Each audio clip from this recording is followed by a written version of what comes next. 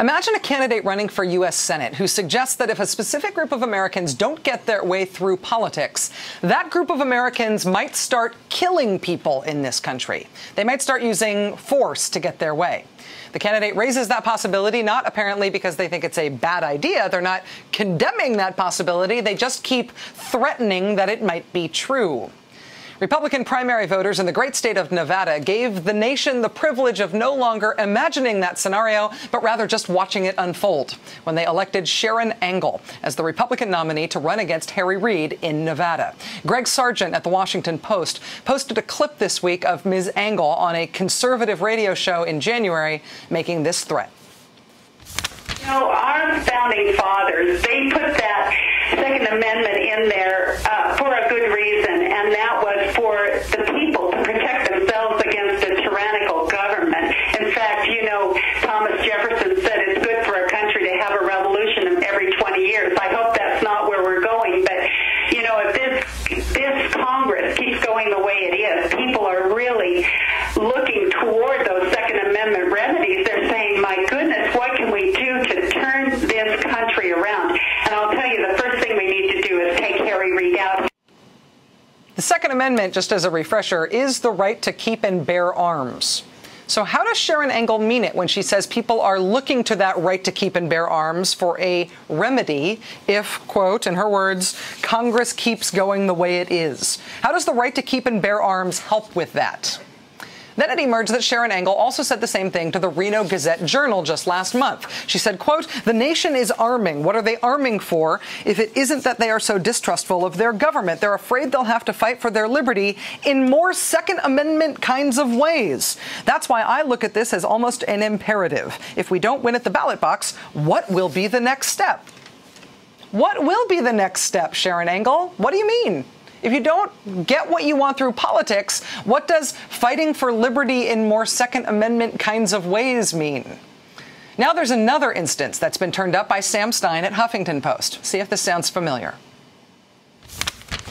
I feel that the Second Amendment is the right to keep and bear arms for our citizenry. This is not for someone who's in the military. This is not for law enforcement. This is for us.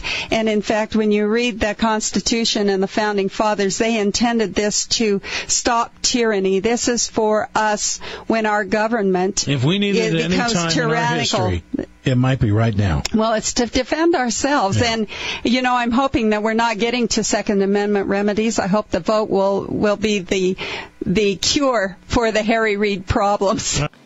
I hope the vote will be the cure for the Harry Reid problems. But if not, then there's always the right to keep and bear arms. What is the Republican Party going to do with this? Sharron Angle is their candidate. She's not a candidate for dog catcher or polemicist or something. She is their candidate for United States Senate.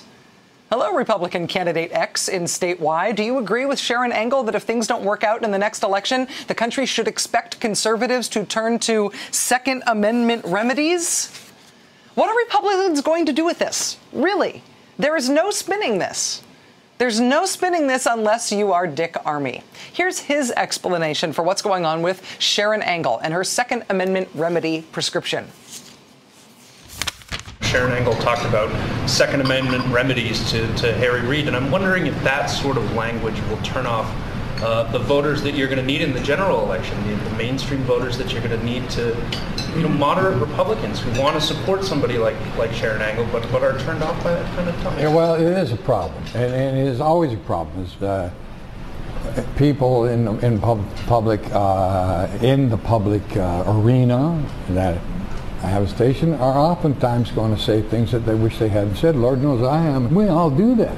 You got to get past those things. Forgive yourself and move on. Maybe she shouldn't have said that. I'll bet you 5 minutes after she says, dang, I wish I hadn't said that. Admirable spin, which might work.